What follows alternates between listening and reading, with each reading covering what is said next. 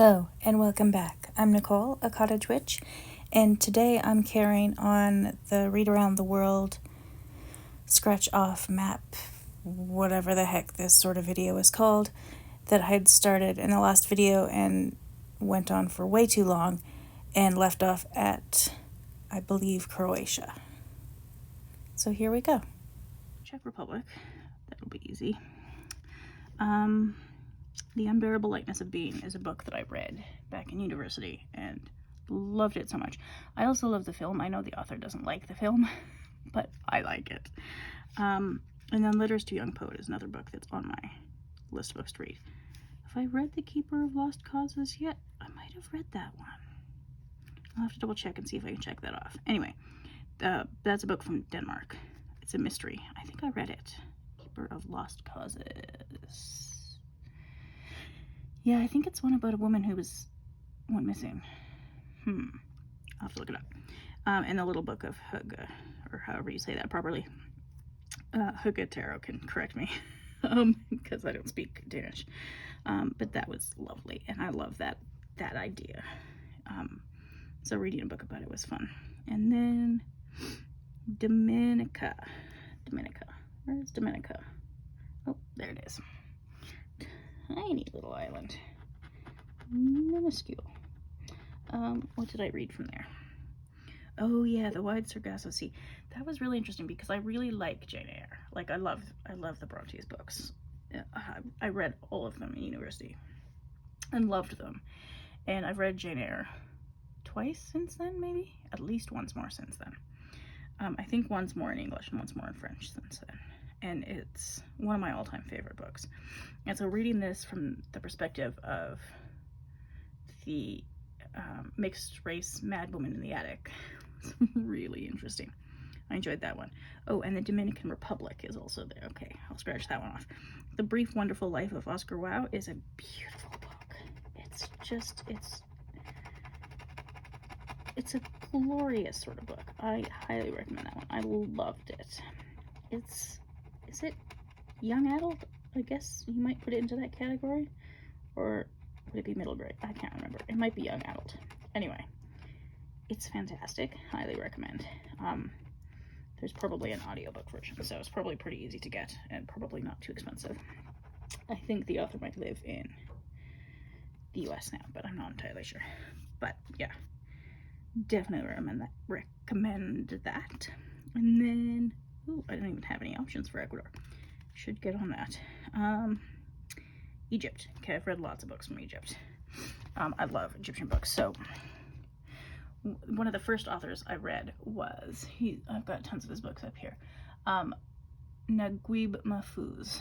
I'm never quite sure how to pronounce that properly, but he was basically one of the first Egyptian novelists. And certainly in the sort of starting to be post-colonial world. Oops, did I get part of Israel there? Yeah, sorry. I may have scratched off Gaza. Oops. He was I think he was the first Arab writer to write a novel in Arabic, because, for a long time, and, what's the name of the author who talks about that? I can't remember now. I read another memoir by Egypt, but anyway, the Egyptian authors have often talked about how, if they were brought up in colonial Egypt, they were taught, and this happened in a lot of other European colonies, that their languages were inferior, that English and French, or whatever the European language was the superior language, that they had to learn that everything worth reading and writing was written in English, sometimes French.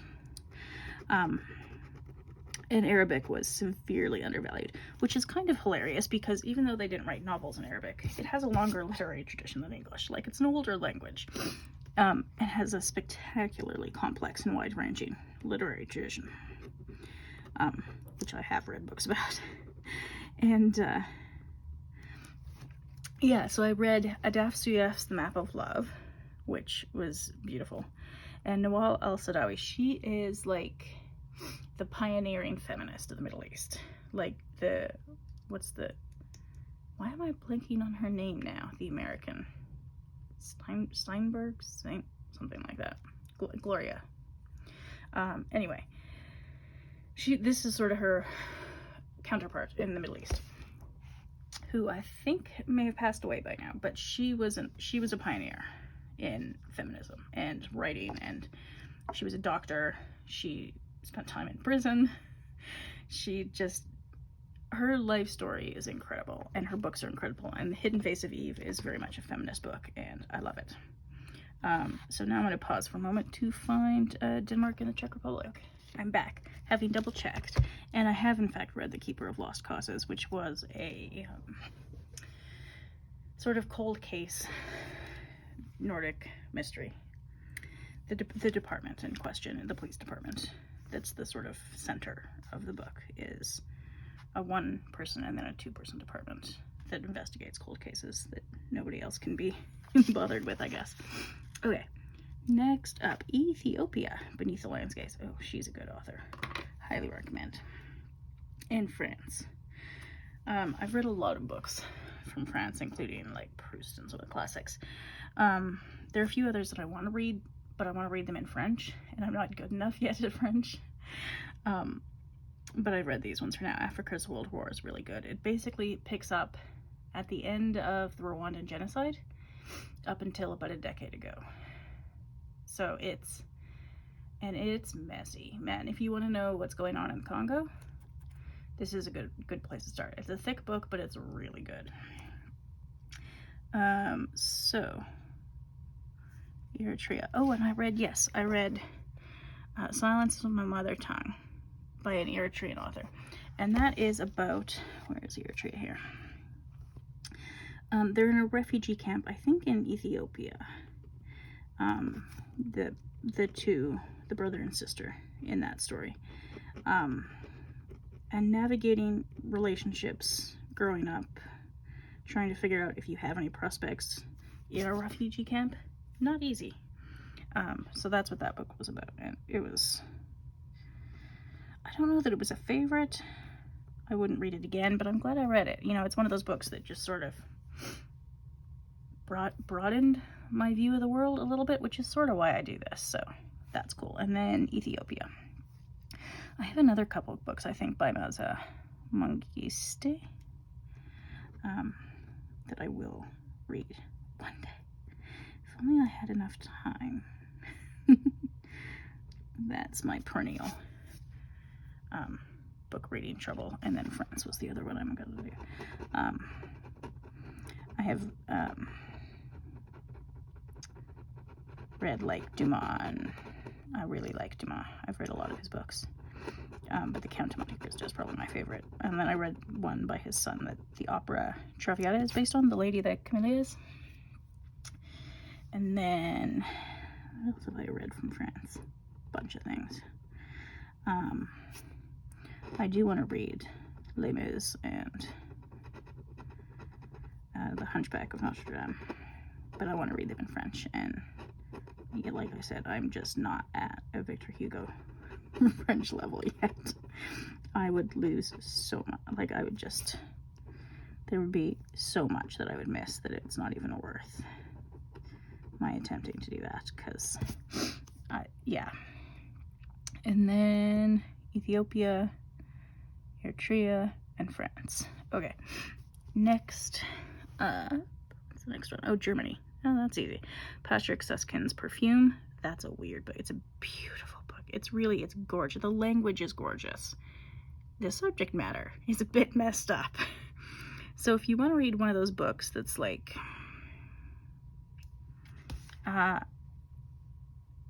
makes you think about why you enjoy something, it's like reading Lolita, if you've ever read that, because that's also a beautiful language, but really, you know, the subject matter is not so beautiful, to say the least. And in this case, it's the same. Did I go over? Like I went over Luxembourg there. Oh well. I don't know if my camera stopped there for a second because I have a low battery, so I will have to plug it in a moment, but I will get Germany uncovered here. What else have I read from Germany? can't think of anything off the top of my head, but I must have read some things. I went through a big, like when I was in university, a big historical European novels phase. So I'm sure I've read more that I've forgotten about. If I could remember all the books that I've read, that would also be great. I would love that.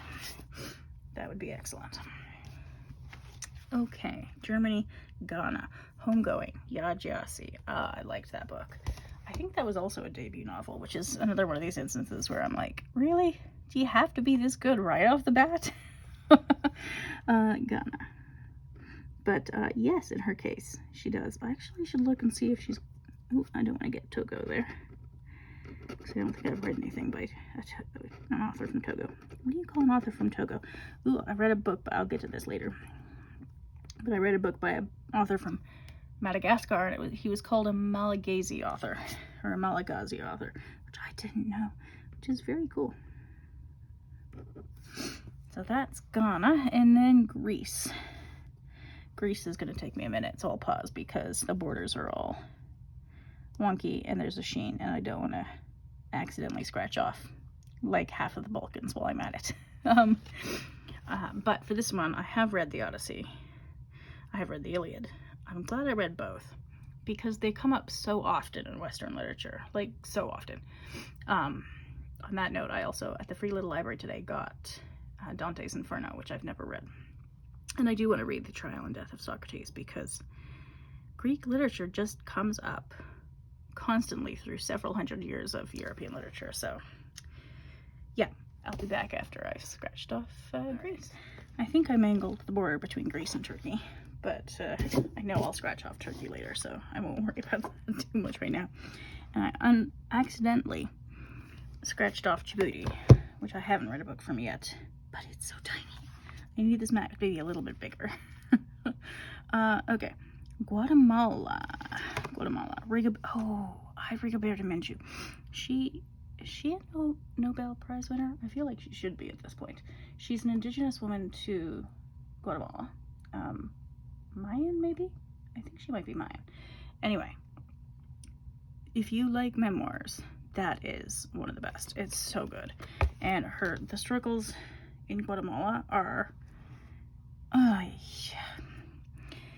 Actually, the struggles of indigenous people all over the world are just a bit difficult.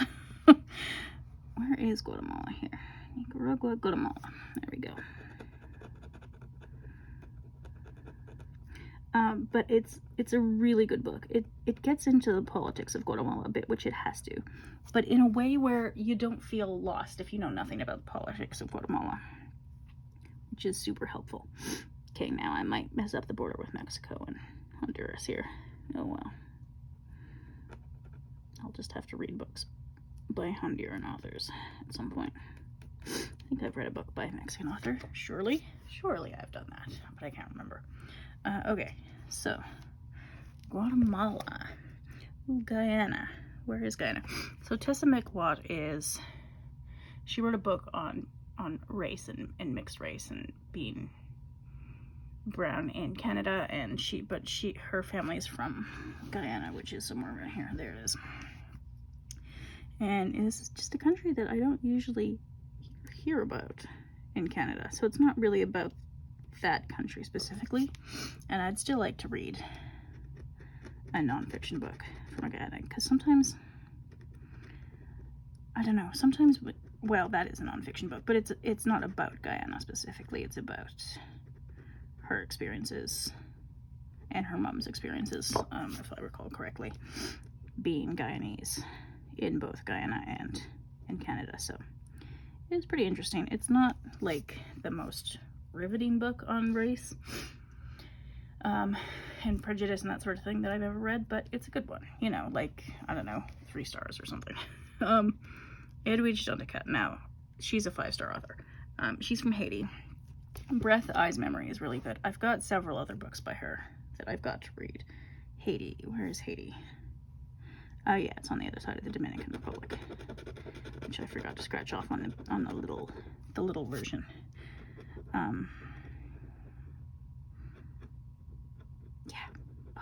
That was such a moving book. She was, I don't know if she's still living. She might not be. And Haiti is such an interesting country. Like, it's got such a wild, interesting history, and the French government honestly owes them so much money because of how they've treated them and gave money to slave owners after the revolts, and yeah, ridiculous. And also NGO and other government interference in Haiti has just broken that country so many times over. Like, the challenges there are incredible. But Najat is an extraordinary writer. She's, I think, as international authors go, she's pretty well known in the English-speaking world. Did she write in English? She might have. Yeah, highly recommend that one. And then Hungry. So I read Gabor Mate's book, When the Body Says No. He's a Hungarian author who's been in the news a lot lately for what he said about Palestine, which I really appreciate, like Israel and Palestine, because he's Jewish, and his family, well, not all of them survived the Holocaust. So he has some family history there. But the way he's talked about Palestine is really, like, more people need to listen to those sorts of discussions, I think. So Hungry, and then Iceland. Oh, Yrsa Sigurdardóttir. She's one of my all-time favorites. She writes these really atmospheric, let's see if I can find Hunger here. There we go. Really atmospheric mystery novels. Some of her earlier ones are a bit less atmospheric and a bit more gory or just straight up mystery. But man, some of the books, like, what was this one? I lost it on my list. Oh, The Silence of the Sea. That was the first book I read by her, and oh god, it was so good. It was so good. She's like on some sort of short list of mine of all-time favorite authors. Eventually I'll probably read everything she's ever written, but she writes a lot. Like, she publishes a lot, which I'm not complaining about because she's a good writer. Yeah, love it. All right. Oh, I forgot Hungry and this bigger map in the corner. Hang on. I will do that. I do want to find some of the Eastern European books have been a lot of nonfiction. I do need to find some more fiction in English from Eastern Europe at some point. Because I think that's a bit, like, it's so much easier to find Western European literature in English than Eastern European. At least for me, it has been. Okay, next up, India. The White Tiger. Oh, such a good book. And Vandana Shiva's Stolen Harvest. I read her book. I took a sociology class just once for fun, because I felt like taking a sociology class to find out what it was about. And her book was required reading, and I need to read all of her books now. She's like an environmental activist, an agricultural activist. She's talked a lot about the ways that Western companies, have really damaged Indian land and Indian farmers. Like, a lot of Indian farmers commit suicide every year because Monsanto is monstrous. Really, they are. The way they treat people, like, regardless of what you think about the safety or efficacy of GMOs. Wrong acronym altogether. The way they treat human beings is appalling. It's really bad. They do not treat farmers well, ever. Like, in any country, in Canada or anywhere else, but definitely not in India, where they can get away with more, it seems. And so they do get away with more. And also, I remember her, Vandana Shiva, talking about Coca-Cola and how they'll pollute the heck out of a river in India, destroying the livelihoods of all of the farmers downriver, and then just move their plant further upriver when they need better water. Like, it's such a messed up system and does so much damage to people.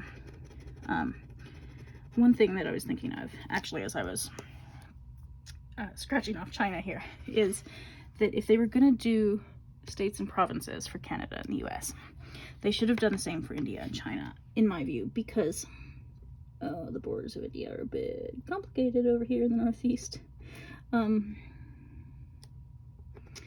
Because there are just so many people there, and every part of the country seems just so different. So I've read a few different books from India now, but I still feel like my picture of India is so tiny because it's just such a big, complicated country with obviously a ridiculous number of people living in it, and a really long history, and a long literary history as well.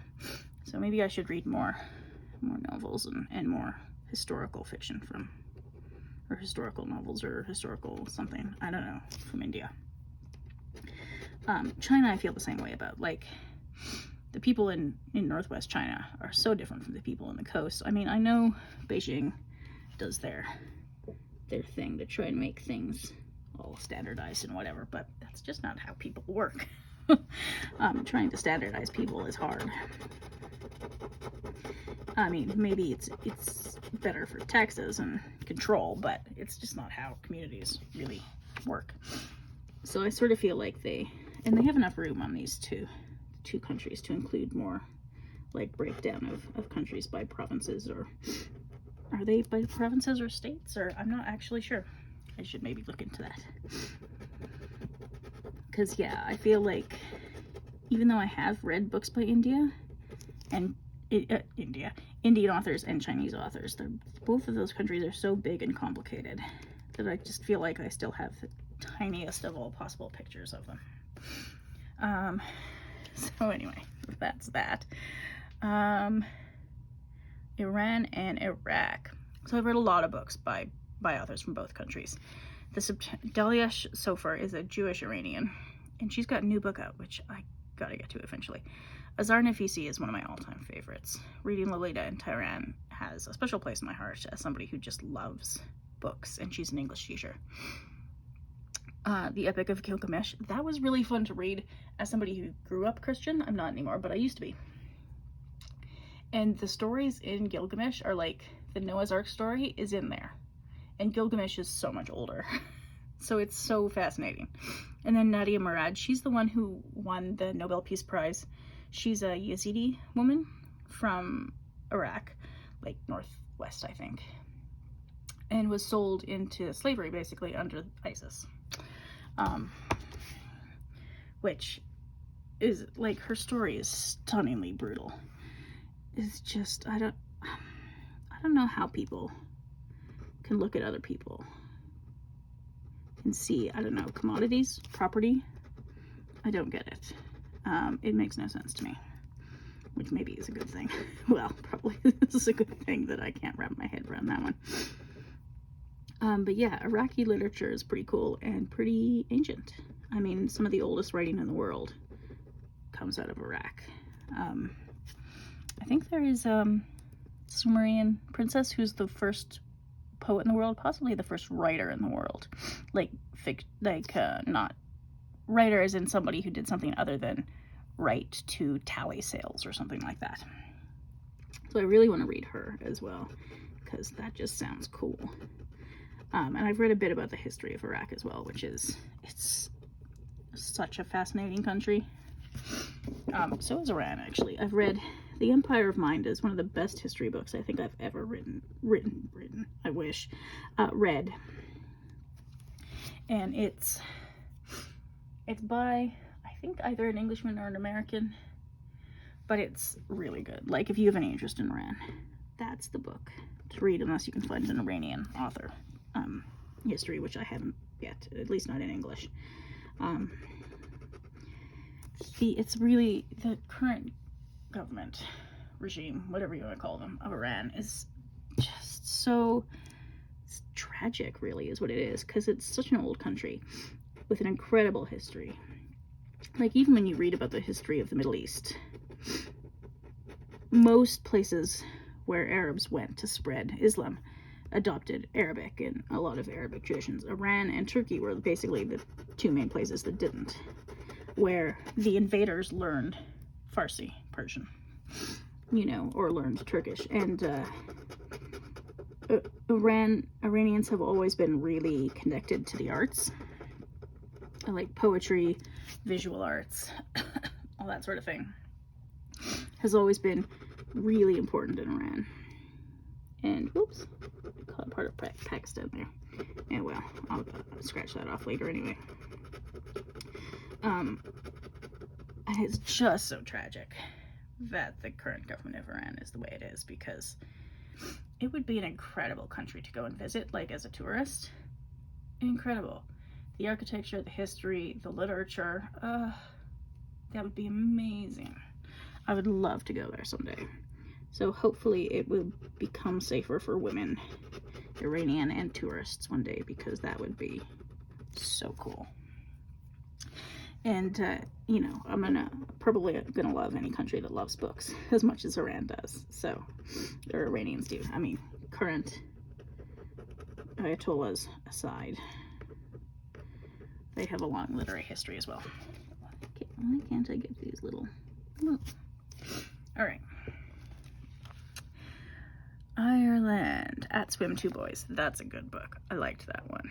Very beautiful. And Frank McCormick wrote Angela's Ashes. He was a teacher, and so that's a memoir of a teacher, which sounds sort of ordinary, and it kind of is, but it's one of these things where, I don't know, maybe it's an Irish thing, where they talk about ordinary life really beautifully. Should I leave Northern Ireland there? Probably should. Let's not make people angry.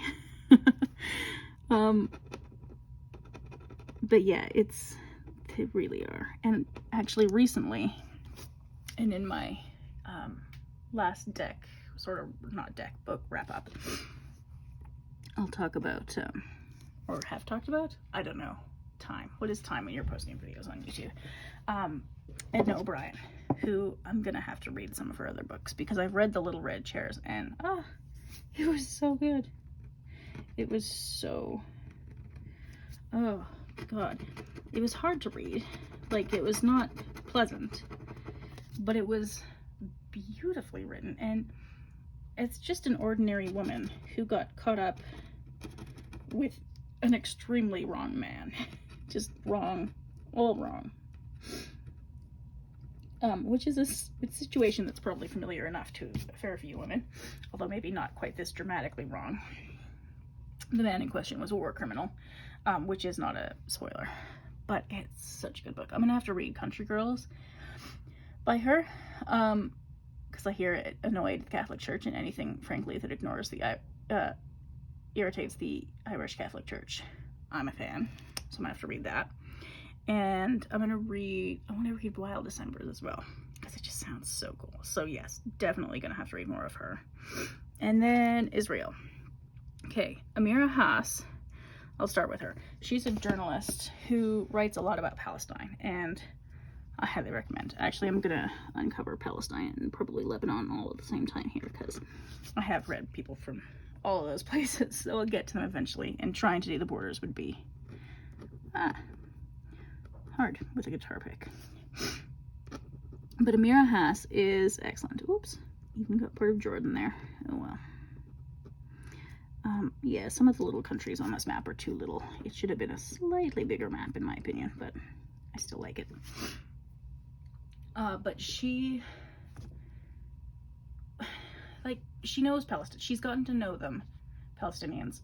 Some of them are her friends, and the way she talks about them is as a reporter, but also as a friend, as a human being, you know, who can look at people who are different and supposedly the enemy and see actual human beings, which is in short supply these days.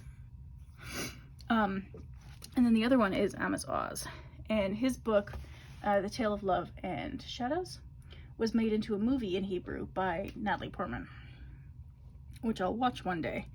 I'm really bad at just sitting down to watch, and it's in Hebrew, so I'd have to watch it with subtitles. And I don't object to that, like on principle or anything like that. It's just, I have to be doing something while I watch movies. I'm bad at just sitting and watching, which is what I'd have to do for that one, so I haven't yet. But the book is one of my all-time favorites. I'll reread it sometime. It's incredible.